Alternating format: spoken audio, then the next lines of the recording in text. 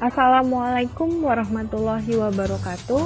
Kami dari grup E akan mempresentasikan hasil diskusi kami, yaitu kemampuan argumentasi dengan anggota kelompok, yaitu saya sendiri, Reza Nurnoviana, dan kedua rekan saya, yaitu Faridatul Zulwa dan Zulianovi Wulandari.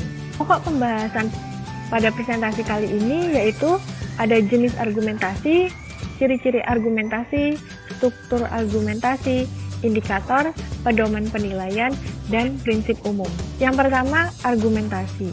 Apa itu argumentasi? Argumentasi merupakan cara untuk mengembangkan keterampilan berpikir secara umum karena kemampuan ini mencakup kegiatan mengajukan dan mengkritik sebuah permasalahan. Menurut Caceres DKK 2018.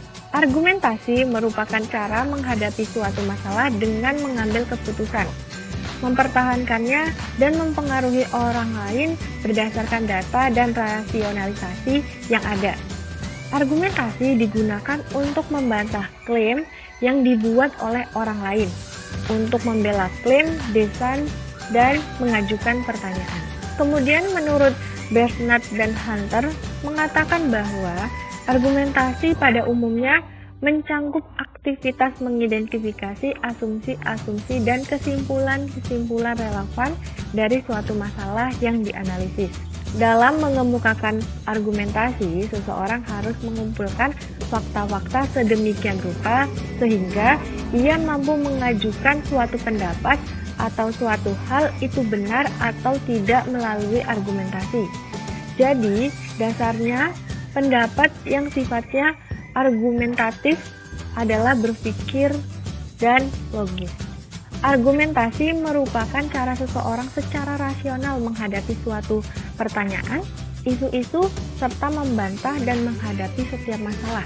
Sebuah argumentasi terdiri dari sebuah klaim yang didukung oleh berbagai prinsip, bukti, dan berbagai bantahan kontra argumen yang memadai. Hal ini dapat meningkatkan kemampuan siswa dalam menyelesaikan masalah dalam proses pembelajaran. Selanjutnya, kemampuan berargumentasi.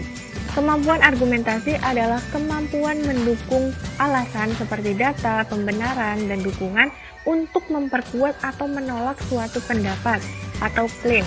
Menurut Toulmin dan Simon 2004, kemampuan argumentasi merupakan fondasi dari berpikir logis dan kritis.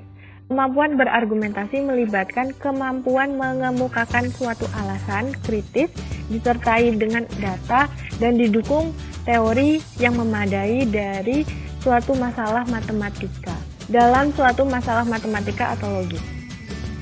Kemampuan argumentasi diperlukan kemampuan berpikir dalam menganalisis bukti dan teori yang diberikan sehingga argumen yang diajukan dapat diterima orang lain sebagai suatu kebenaran. Kemudian, karakteristik argumentasi. Menurut Emeran 1996 mengidentifikasi 4 karakteristik argumentasi. Yang pertama, yaitu argumentasi merupakan aktivitas verbal yang secara normal dibangun oleh bahasa setempat. Kemudian yang kedua, argumentasi adalah aktivitas sosial yang pada prinsipnya mengarahkan orang lain. Kemudian yang ketiga, argumentasi adalah aktivitas penalaran yang mengidentifikasikan beberapa pemikiran tentang suatu objek. Kemudian yang keempat, argumentasi berkaitan dengan opini atau standpoint tentang suatu objek yang spesifik.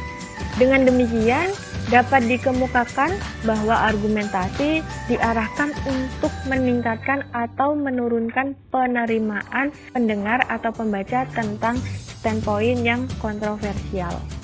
Kemudian menurut Wenzel 1982, merangkum berbagai perspektif argumen dan menyimpulkan bahwa perspektif argumen dikategorikan menjadi 3 perspektif yang saling melengkapi dan masing-masing menekankan pada aspek yang berbeda dari argumentasi. Perspektif tersebut meliputi logika, dialektika, dan retorika. Ketiganya bukan merupakan tiga macam argumen yang berbeda, tetapi merupakan cara pandang yang berbeda terhadap argumentasi. Kemudian, jenis-jenis argumentasi. Argumentasi menurut Tippett dikategorikan ke dalam dua jenis, yaitu argumentasi tertulis dan argumentasi lisan. Argumentasi tertulis bermanfaat untuk meningkatkan kemampuan ilmiah dan kemampuan menulis siswa. Kemudian, yang kedua, argumen lisan. Argumen lisan bermanfaat untuk melatih dan meningkatkan kemampuan berbicara atau kemampuan mengemukakan apa yang ada di benaknya berdasarkan informasi atau data yang telah diperoleh. Kemudian, ciri-ciri argumentasi. Menurut Nursisto 1999, mengemukakan ciri-ciri argumentasi sebagai berikut, yaitu yang pertama, mengandung bukti dan kebenaran. Kemudian yang kedua, alasan kuat. Ketiga, menggunakan bahasa denotatif. Keempat, analisis rasional berdasarkan fakta. Kelima, unsur subjektif dan emosional sangat dibatasi. Kemudian menurut Indriati 2001 mengatakan bahwa argumentasi yang kuat harus mengandung ciri-ciri antara lain. Yang pertama, terdapat klaim, kemudian bukti afirmatif, selanjutnya bukti kontradiktif atau bantahan, kemudian ada garansi atau justifikasi, kemudian ada kompromi, dan yang terakhir yaitu sumber aset. Berdasarkan pemaparan yang disampaikan di atas, dapat disimpulkan bahwa argumentasi memiliki ciri-ciri sebagai berikut. Yang pertama yaitu terdapat pernyataan atau suatu pendapat. Kemudian yang kedua, menyertakan alasan untuk meyakini orang lain mengenai pendapat yang disampaikan.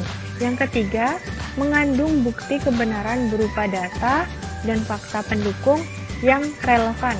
Kemudian yang keempat yaitu analisis yang dilakukan berdasarkan data dan fakta yang disampaikan. Sekian dari saya, materi selanjutnya akan dilanjutkan oleh teman-teman saya.